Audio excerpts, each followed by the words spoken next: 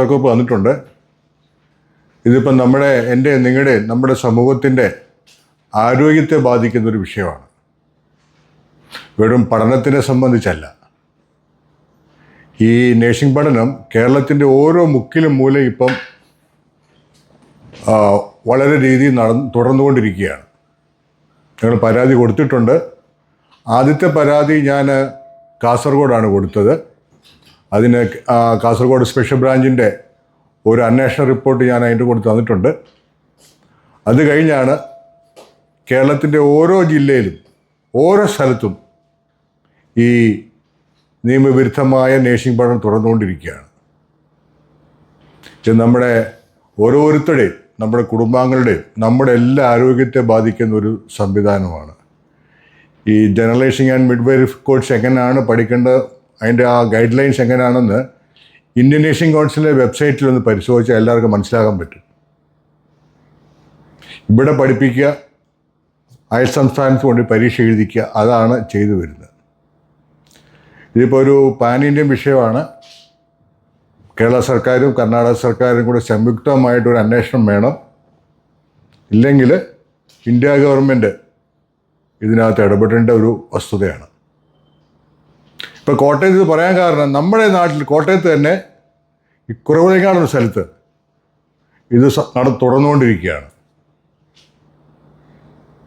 ഒന്നും രണ്ടും പേരല്ല, 100 കണക്കിന് വ്യക്തികളാണ് ഇത് ഇങ്ങനെ ഇവിടെ നിന്നുകൊണ്ട് പഠിച്ചിട്ട് വ്യാജമായ രീതിയിൽ പഠിച്ചിട്ട് അയൽ സംസ്ഥാനത്ത് പോയി പരീക്ഷ എഴുതി സർട്ടിഫിക്കറ്റ് കരസ്ഥമാക്കുന്നത്. സെൻറ്റ് സേവിയേഴ്സ് എന്ന് പറയും. അവിടെ ജനറൽ നേഴ്സിംഗ്. അത് ഞാൻ പറഞ്ഞു മനസ്സിലായില്ലേ? അതായത് കർണാടകയിലെ ഒരു സ്ഥാപനം, എല്ലാ അംഗീകാരങ്ങളും എല്ലാ ക്ലിനിക്കൽ സംവിധാനങ്ങളും ഫാക്കൽറ്റിയിലും അവിടാണ്. അവിടെ ഇരുന്നാണ് പഠിപ്പിക്കേണ്ടത്. പിള്ളേർ അവിടെ ഇരുന്ന് പഠിക്കണം. പക്ഷേ ആ ക്ലാസ്സിൽ ഇവിടെ നടത്തി, ഇവിടെ യാതൊരു അത് ആ റിപ്പോർട്ട് പറഞ്ഞിട്ടുണ്ട്. കാസർഗോഡ് എന്താണ് നടക്കുന്നതെന്ന്. ആർക്ക്? അതൊന്നും ഇവിടെ ചെയ്യാൻ പറ്റത്തില്ല. അങ്ങനെ ചെയ്യാൻ സാധ്യമല്ല. അതൊന്നും അങ്ങനെ ചെയ്യാൻ സാധ്യമല്ല. അറിയണം, നമ്മുടെ കൗണ്ടർ പാർട്ട് ആരെങ്കിലും ഉണ്ടെങ്കിൽ തിരുവനന്തപുരത്ത് Kerala nursing council and midwifery council രജിസ്ട്രാറുമായി ബന്ധപ്പെട്ട് അതിൻ്റെ വസ്തുത നമുക്ക് മനസ്സിലാക്കാൻ പറ്റും. അല്ല, അവിടുത്തെ കർണാടക സംസ്ഥാനത്തെ അവിടുത്തെ നേഴ്സിംഗ് ബോർഡിൻ്റെ സർട്ടിഫിക്കറ്റാണ് കിട്ടുന്നത്. അത് തന്നെ ഉണ്ട്. അതിപ്പോൾ അതിപ്പം കേരള നേഴ്സിംഗ് കൗൺസിൽ കോടതിയിൽ ബെഞ്ചിലോട്ട് പോയിട്ടുണ്ട് അപ്പീലുമായിട്ട്. ഇത് ഞാൻ പറഞ്ഞ വസ്തുത മനസ്സിലായില്ലേ?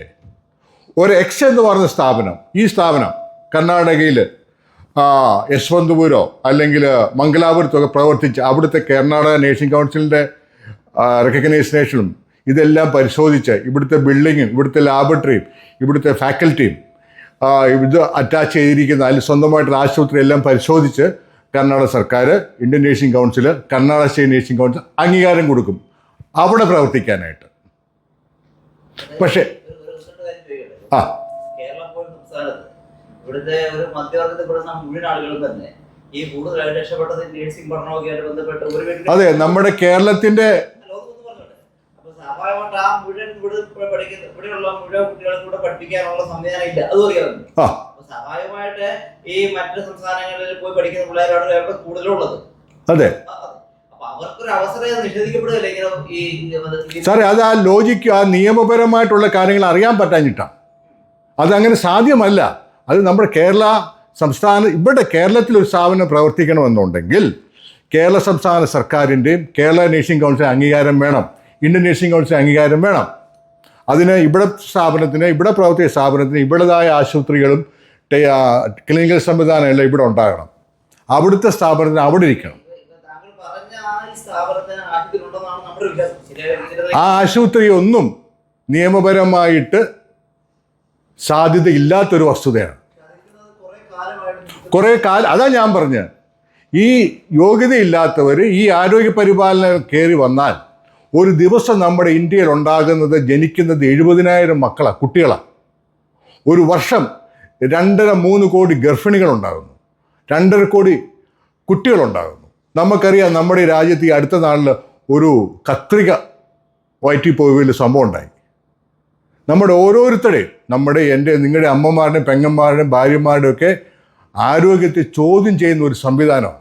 ഇപ്പോൾ കർണാടകയിൽ പ്രവർത്തിക്കുന്ന ആ സ്ഥാപനം അവിടെ ഇരുന്ന് പഠിച്ച് അവിടുത്തെ ക്ലിനിക്കൽ സംവിധാനങ്ങളും അവിടുത്തെ അധ്യാപകരും ഒക്കെ ഇവരെ ട്രെയിൻ ചെയ്ത് ആവശ്യമുള്ള രേഖകളൊക്കെ ഇവർക്ക് കൊടുത്ത് അവരെ അവിടെ ട്രെയിൻ ചെയ്യിക്കണം. ഇവിടെ അത് നിയമസാധ്യതയില്ല. ഞാൻ പറയുന്നതിൻ്റെ വസ്തുത കേരള നഴ്സിംഗ് കൗൺസിൽ രജിസ്ട്രാർ ഒന്ന് വിളിച്ചു ചോദിച്ചാൽ മനസ്സിലാക്കാൻ പറ്റും. അല്ലെങ്കിൽ ഈ അടുത്ത പ്രദേശത്തുള്ള ഏതെങ്കിലും ഒരു നേഴ്സിംഗ് സ്ഥാപനത്തിൽ പഠിപ്പിക്കുന്ന സ്ഥാപനത്തിൽ പോയാൽ അവരുടെ അധികാരിയോട് ചോദിച്ചാൽ അതിൻ്റെ വസ്തുത മനസ്സിലാക്കാൻ പറ്റും.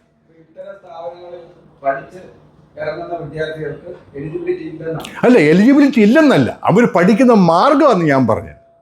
യാതൊരു ക്ലിനിക്കൽ സംവിധാനവും യാതൊരു അധ്യാപകരും ആവശ്യമുള്ള കാര്യങ്ങളൊന്നും ഇല്ലാതെയാണ് അവർ പഠിക്കുന്നത് ഞാൻ പറഞ്ഞത്. നിയമവിരുദ്ധമാണെന്നാണ് ഞാൻ പറഞ്ഞത്. ഒന്നും രണ്ടും പേരല്ല, പല സ്ഥലങ്ങളിൽ, തിരുവനന്തപുരത്ത്, പത്തനംതിട്ടയിൽ, ആലപ്പുഴയിൽ, ഇടുക്കിയിൽ, ഇതര സംസ്ഥാനങ്ങളിലുള്ള യൂണിവേഴ്സിറ്റികൾക്ക് രാജ്യത്ത് വിവിധ സ്ഥലങ്ങളിൽ ഓൺ ക്യാമ്പസ് പോലെ ക്ലാസുകൾ നടത്താൻ. ഇത് ഞാൻ പറയുന്നത് ആരോഗ്യ പരിപാലന മേഖലയിലെ സംവിധാനങ്ങളെ കുറിച്ചാണ് ഞാൻ പറയുന്നത്. അങ്ങനെയുള്ള ഏതെങ്കിലും നിയമത്തിന്റെ പശ്ചാത്തലത്തിലാണോ? അല്ല, അങ്ങനെ ഒരു പശ്ചാത്തലമില്ല. ഇപ്പോൾ ഈ കഴിഞ്ഞിടയ്ക്ക് UGC കുറേ നിയമം കൊണ്ടുവന്നായിരുന്നല്ലോ. ഇവിടെ നമുക്ക് കുറേ കോഴ്സുകൾ നടക്കുന്നുണ്ട് ഇവിടെ. അതൊന്നും പാടില്ല എന്നും പറഞ്ഞു. സാധ്യമല്ല, അതിനൊരു നിയമസാധ്യത ഇല്ല എന്ന് പറഞ്ഞുകൊണ്ട് UGC തന്നെ സർക്കുലർ ഇറക്കിയിട്ടുണ്ട്. കർണാടക നഴ്സിംഗ് കൗൺസിലിന്റെ സർട്ടിഫിക്കറ്റ് കിട്ടുന്ന കേരള മിഡ്വൈഫറി ആൻഡ് ജനറൽ നഴ്സിംഗിന്റെ അപ്രൂവൽ അവിടെ ആ സർട്ടിഫിക്കറ്റ് ഉണ്ട്. ഇവിടെ രജിസ്റ്റർ ചെയ്യാനുള്ള നിയമം ഈ കഴിഞ്ഞ ഇടയ്ക്ക് ഹൈക്കോടതി ഉത്തരവിട്ടു. സിംഗിൾ ബെഞ്ചിന്റെ നമ്മുടെ സ്റ്റേറ്റ് നഴ്സിംഗ് കൗൺസിൽ ഡിവിഷൻ ബെഞ്ചിൽ പോയിട്ടുണ്ട്. ഞാൻ അവിടെ പഠിച്ചവർക്ക് ഇവിടെ രജിസ്ട്രേഷൻ സംബന്ധമായിട്ടുള്ള വിഷയങ്ങളൊന്നും അല്ല പറയുന്നത്. ഇവിടെ ഇവരിത് പഠിക്കുന്ന ആ ഒരു വേ ഓഫ് ആക്ടിവിറ്റിയാണ്, അതിനെപ്പറ്റിയാണ് ഞാൻ പറയുന്നത്.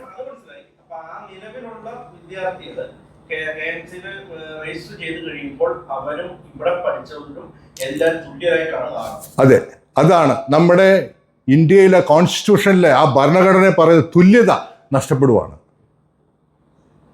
അപ്പോൾ ഇത് ഷോർട്ട് കട്ടിൽ കൂടെ പഠിച്ച് പുറത്തു വരുന്നവരും ക്ലാസ്സിലിരുന്ന് പഠിക്കുന്നവരും തമ്മിൽ യാതൊരു വ്യത്യാസമില്ലാതെ മാറുന്നു.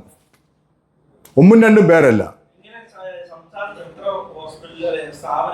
അത് സ്ഥാപനങ്ങൾ അന്വേഷിക്കേണ്ടതിന് ആവശ്യപ്പെട്ടാണ് DGPക്കും principal secretary health and welfare ഡിപ്പാർട്ട്മെന്റിനും കേരള നഴ്സിംഗ് രജിസ്ട്രാർക്കും പരാതി കഴിഞ്ഞ ദിവസം കൊടുത്തത്.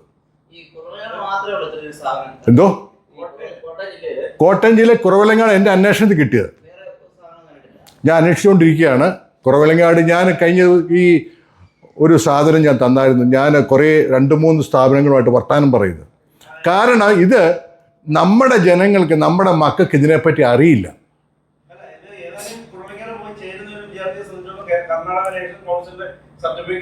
എല്ലാവർക്കും തന്നെ അവിടുത്തെ കർണാടക സ്റ്റേറ്റ് നഴ്സിംഗ് ബോർഡിന്റെ പരീക്ഷയാണ് എഴുതുന്നത്. ഇവിടുന്ന് ആ സമയത്ത് പോയി എഴുതുന്നു, അവർ പോരുന്നു, ആവശ്യമുള്ള പ്രാക്ടിക്കൽ അവരില്ലെങ്കിൽ അവിടെ വേറെ ആൾ ചെയ്യുന്നു.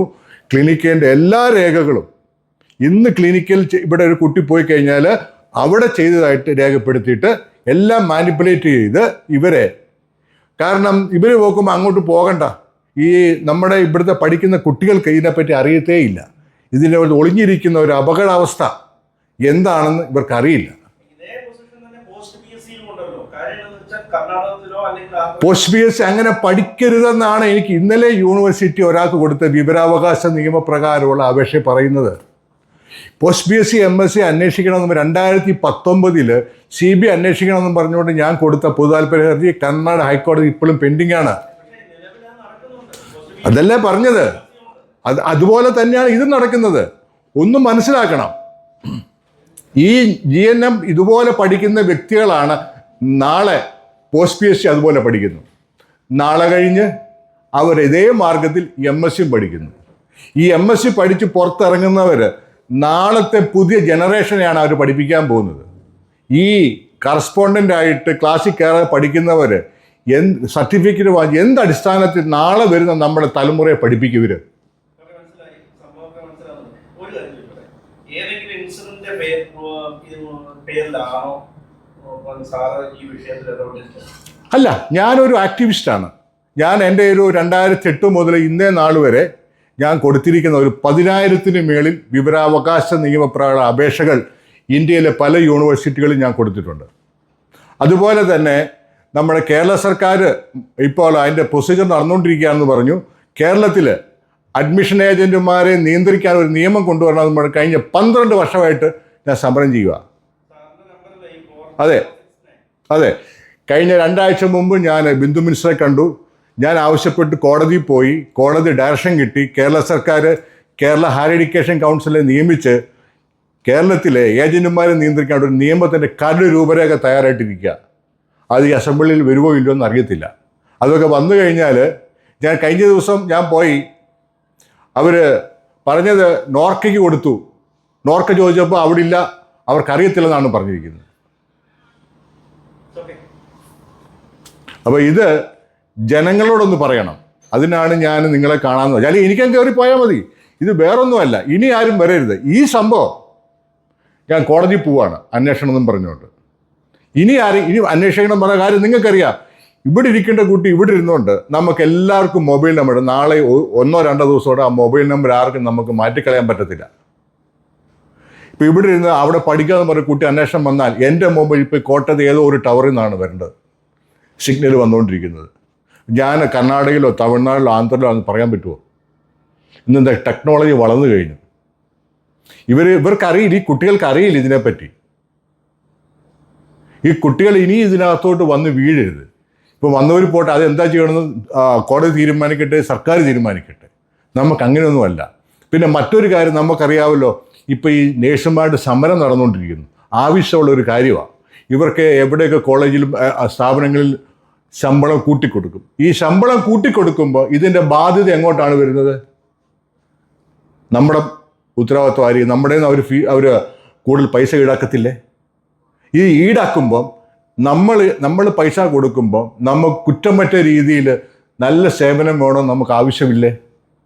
അത് ആരാണ് അതിന് ഉത്തരവാദിത്വം?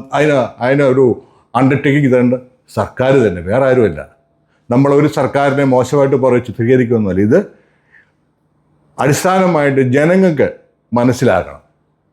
ഈ ഒരു പ്രൊഫഷൻ്റെ ഒരു എത്തിക്സ് എല്ലാം മാറി ഇതിനൊരു വിലയില്ലാതെ മാറിയിരിക്കുക. ഇപ്പോൾ വെറും ഫുട്പാത്തിൽ കിട്ടുന്ന ഒരു വിലയിലോട്ട് മാറിയിരിക്കുക. അതുകൊണ്ടാണ് ഈ മാനേജ്മെൻറ്റുകളെല്ലാം ഇതറിയാം. അതാണ് ഇന്ന് അവിടെ ആയിരങ്ങൾ കിടന്ന് ആ വെയിലത്ത് കിടന്ന് പണിയുന്നത്, സമരം ചെയ്യുന്നത്. എത്ര കേരളത്തിൽ മാനേജ്മെൻറ്റുകൾ ഇതെല്ലാം അറിഞ്ഞിട്ടും ഒരു കണ്ണടയ്ക്കുന്ന.